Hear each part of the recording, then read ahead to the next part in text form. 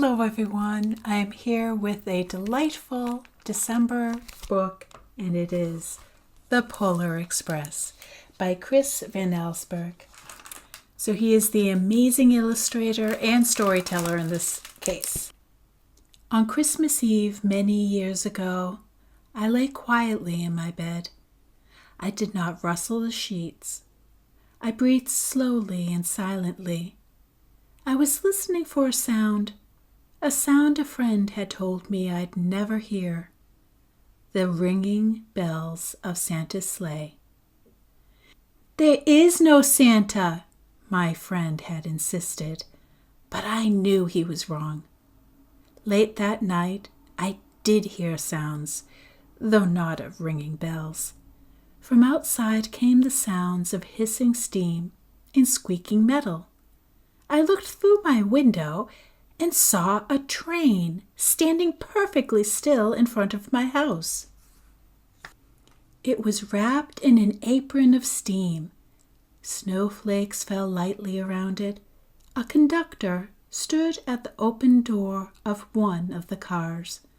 He took a large pocket watch from his vest, then looked up at my window. I put on my slippers and robe. I tiptoed downstairs and out the door. "All aboard!" the conductor cried out. I ran up to him. "Well," he said, "are you coming?" "Where?" I asked. "Why, to the North Pole, of course," was his answer. "This is the Polar Express." I took his outstretched hand, and he pulled me aboard. The train was filled with other children, all in their pajamas and nightgowns. We sang Christmas carols and ate candies with nougat centers as white as snow. We drank hot cocoa as thick and rich as melted chocolate bars. Outside, the lights of towns and villages flickered in the distance as the Polar Express raced northward. Soon there were no more lights to be seen. We traveled through cold, dark forests, where lean wolves roamed and white-tailed rabbits hid from our train as it thundered through the quiet wilderness. We climbed mountains so high it seemed as if we would scrape the moon. But the Polar Express never slowed down. Faster and faster we ran along, rolling over peaks and through valleys like a car on a roller coaster. The mountains turned into hills and hills to snow-covered plains. We crossed a barren desert of ice, the Great Polar Ice Cap. Lights appeared in the distance. They looked like the lights of a strange ocean liner sailing on a frozen sea. "There," said the conductor, "is the North Pole." The North Pole. It was a huge city standing alone at the top of the world, filled with factories where every Christmas toy was made. At first we saw no elves.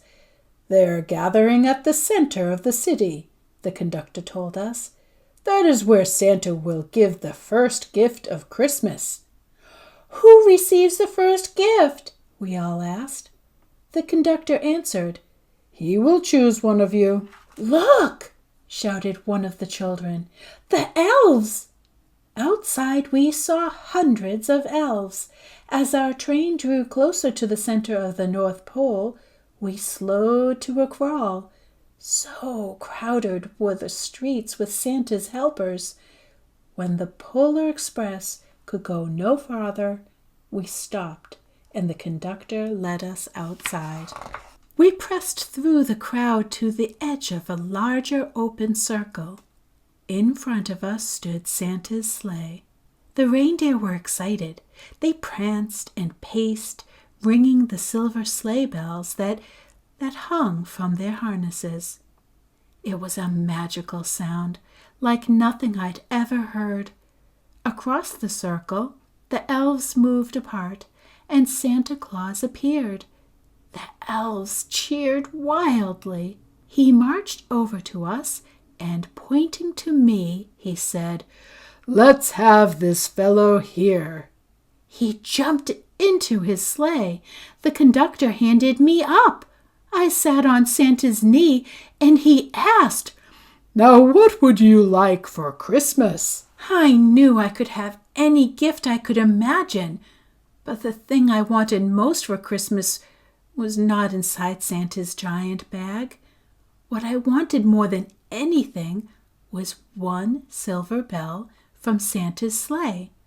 When I asked, Santa smiled, and then he gave me a hug and told an elf to cut a bell from the reindeer's harness. The elf tossed it up to Santa. He stood holding the bell high above him and called out, "The first gift of Christmas." A clock struck midnight as the elves roared their approval. Santa handed the bell to me, and I put it in my bathrobe pocket. The conductor helped me down from the sleigh. Santa shouted out the reindeers' names and cracked his whip. His team charged forward and climbed into the air. Santa circled once above us, then disappeared in the cold, dark polar sky. As soon as we were back inside the Polar Express, the other children asked to see the bell. I reached into my pocket, but the only thing I felt was a hole. I had lost the silver bell from Santa Claus's sleigh. "Let's hurry outside and look for it," one of the children said. But the train gave a sudden lurch and started moving. We were on our way home. It broke my heart to lose the bell.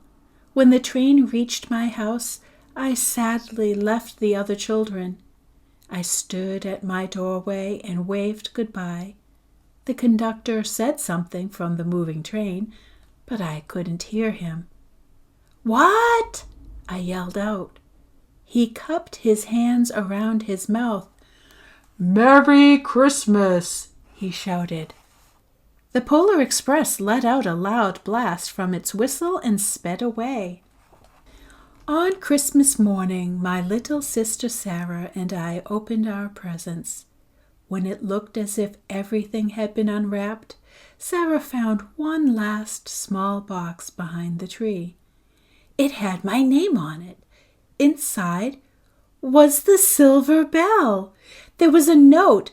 "Found this on the seat of my sleigh. Fix that hole in your pocket. Signed, Mr. C." I shook the bell. It made the most beautiful sound my sister and I had ever heard. But my mother said, "Oh, that's too bad." "Yes," said my father, "it's broken." When I'd shaken the bell, my parents had not heard a sound. At one time, most of my friends could hear the bell, but as years passed, it fell silent for all of them. Even Sarah one Christmas said that she could no longer hear its sweet sound. Though I've grown old, the bell still rings for me as it does for all who truly believe. Thank you for listening, and I hope you're having a very pleasant holiday season.